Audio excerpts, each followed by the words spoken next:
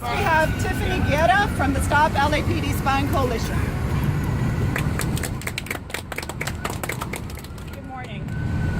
Tiffany Guerra with Stop LAPD Spying Corporation. So I'm going to talk a little bit more about the timeline of LAPD's incidents of child domestic violence and sexual abuse. It starts back in the 1960s when the LAPD's Youth Explorer program was established, then goes through the 1990s when the department was investigated for how it handled cases of domestic violence committed by officers. Through 2009 when the Explorer program became the Cadet program, and up to present day when Officer Robert Kane sexually assaulted at least one cadet. And what we see is a persistent and destructive pattern of abuse. We see officers preying not only on trainees and cadets, but on other folks that officers came into contact with, including members of their own families and folks that they met on patrol. Examples include Detective Dennis Dare, who investigated sexual assault cases for the LAPD, but who engaged in the sexual abuse of his own teenage relatives. And Officer Russell McConnell, who would threaten and assault teenage girls he met while on patrol. We see officers using their badges, their access to spaces, their weapons, including guns, handcuffs, and their police cars to threaten, assault, and entrap.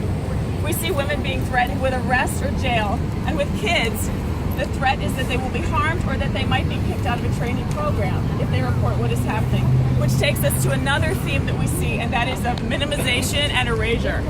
From the start of the timeline, we see Deputy Chief Gates refer to the rape of young teenagers by LAPD officers not as rape, but as a lot of agreement.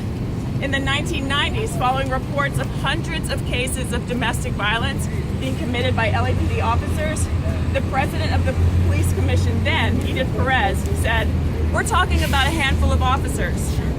And historically, when officers have committed domestic violence, in more than 75% of the cases, the incident was minimized on an officer's performance evaluation or not mentioned at all. And why do we care about all of that, what has happened in the past or in the last few decades? The reason we care is because when that erasure happens and a refusal to acknowledge those cycles of violence, that means that the violence has continued, which is how we can be standing here today with all this evidence of child abuse and domestic abuse stretching back for decades with a cadet program developed entirely under Charlie Beck that has no rules in place forbidding officers from being alone with cadets or minors. The arrogance of Charlie Beck, that he thinks he can ignore this abuse and not learn from the past, and that by making small changes to the cadet manual policies that he will change the systems of abuse that we see even outside the program. We demand that Charlie Beck be fired. His impulse to defend Officer Robert Kane and to minimize his behavior tells us exactly which side he stands on. We demand an end to the cadet program. The communities need youth programs, yes, but not those run by the LAPD and their officers. And we demand reparations. We want acknowledgement by the city of the harm that has been caused by its officers. That means opening the files and conducting investigations that are independent and not tied to the Inspector General or the Police Commission.